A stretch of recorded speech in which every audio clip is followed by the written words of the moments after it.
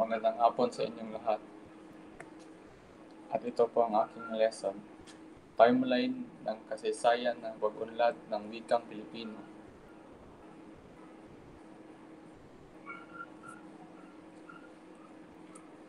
Kasaysayan ng wikang pambansa.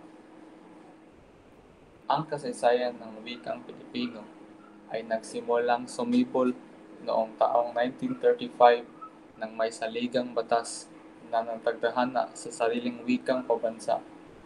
Ang Kongreso ay gagawa ng mga hakbang tungo sa pagpaunlad at patibay ng isang wikang pambansa na batay sa isa sa mga umiiral na katutubong wika.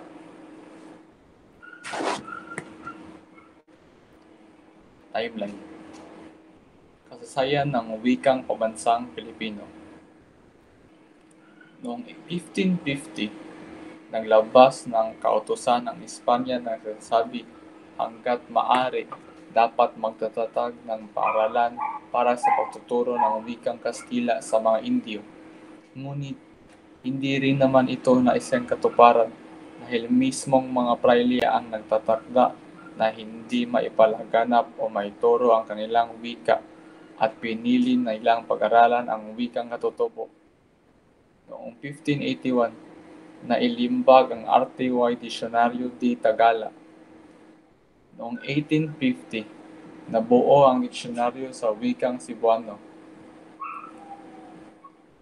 Marso 24, 1934, pinagtibay ni Pangulong Franklin D. Roosevelt ng Estados Unidos ang Batas Tydings-McDuffie na nagtatadhana na pagkakalooban ng kalayaan ang Pilipinas matapos ang 10 taon pag-iral ng pamalaang Commonwealth na pinamumunuan ni Pangulong Manuel Quezon. Pebrero 8, 1935, pinagtibay ng Pambansang Asambleya ang Konstitusyon ng Pilipinas na niratipika ng Sambayanan. Noong Mayo 14, 1935, halos lahat ng kautusan at proklamasyon ay batay sa wikang Ingles, Boras Vega 2010. Noong October 27, 1936, ipinahiwatig ni Pangulong Manuel Quezon ang kanyang plano na magtatag ng surian ng wikang pambansa. Noong Disyembre 30, 1937, lumabas ang kautusan tagapagganap ng BLG 134 na nagpapatibay ng Tagalog bilang batayan ng wika ng pambansang wika ng Pilipinas. Noong Abril 1, 1940, inilabas ang kautosang tagapagganap BLG 263. Ipinag-uutos nito ang 1. Pagpapalimbag ng A Tagalog-English vocabulary at ng isang aklat sa gramatika na pinamagatang ang Balarila ng wikang pambansa na nabuo ni Lope K. Santos. 2. Pagtuturo ng wikang pambansa simula Hunyo 19, 1940 sa mga paaralang publiko at pribado sa buong kapuluan. Noong 1942, nabuo ang isang grupong tinatawag na purista. Sila ang mga nagnanais na gawing Tagalog na mismo ang wikang pambansa at hindi na batayan lamang. Nang panahong iyon, Lipongo at Tagalog ang naging opisyal na mga wika. Pinasigla ng pamalaang Hapon ang panitika na kasulat sa Tagalog. Hulyo 4, 1946, ganap nang ipinatupad ang Batas Commonwealth, BLG 570, na nagtatatang wikang opisyal na ang pambansang wika. Nagtapos ang pangalawang digmaang pandaigdig. Noong Marso 6, 1954, nilagdaan ni Pangulong Ramon Magsaysay ang proklamasyon BLG 12 para sa pagdiriwang ng Linggo ng Wikang Pambansa mula Marso 29 hanggang Abril 4, taon-taon.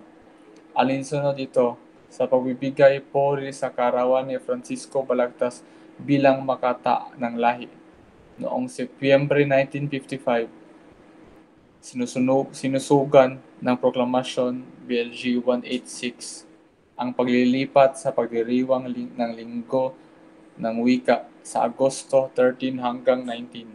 taon-taon bilang pagunita sa kaarawan ni Pangulong Manuel Quezon na kinikilala bilang ama ng wikang pabansa. Noong 1959, inilabas ni Kalihim Jose F. Romero ng Kagawaran ng Pagtuturo ang Kautosang Pangkagawaran, BLG 7, na nagtatatdang kailanman tukuyin ang wikang pabansa, ito ay tatawaging Pilipino.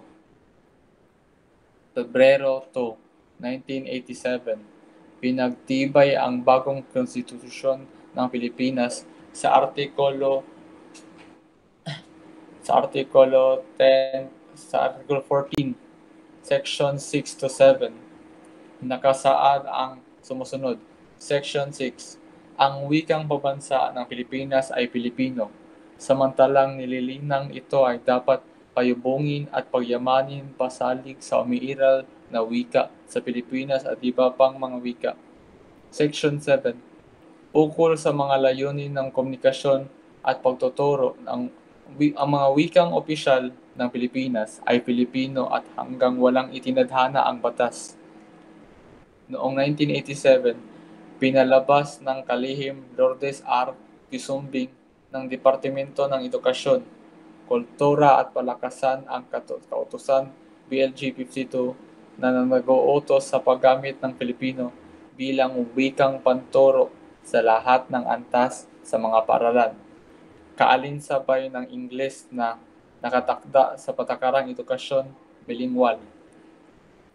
Noong 1996, pinalabas ng Commission on Higher Education ang KED, Memorandum BLG 59 na nagtatadhana ng siyam na unit na pangangailangan sa Pilipino sa pangkalahatang edukasyon at nagbabago sa description at nilalaman ng mga kurso sa Pilipino 1, sining ng pagkikipagtalasan, Pilipino 2, pagbasa at pagsulat sa iba't ibang disiplina, at Filipino 3, retorika.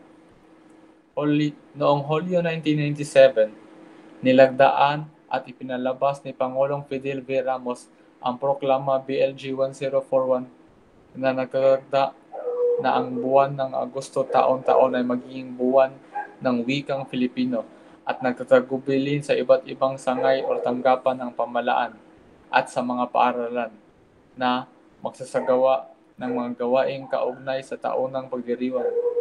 Ang mga pambansang wika sa Pilipinas. Tagalog. Katutubong wika, pinagbatayan ng pambansang wika ng Pilipinas noong 1935. Pilipino. Unang tawag sa pambansang wika ng Pilipinas noong 1959. At lastly, Pilipino. Kasulukuyang tawag sa pambansang wika ng Pilipinas, lingua franca ng mga Pilipino, at isa sa mga officials na wika sa Pilipinas kasama ng Ingles, 1987. At iyon lamang. Salamat po.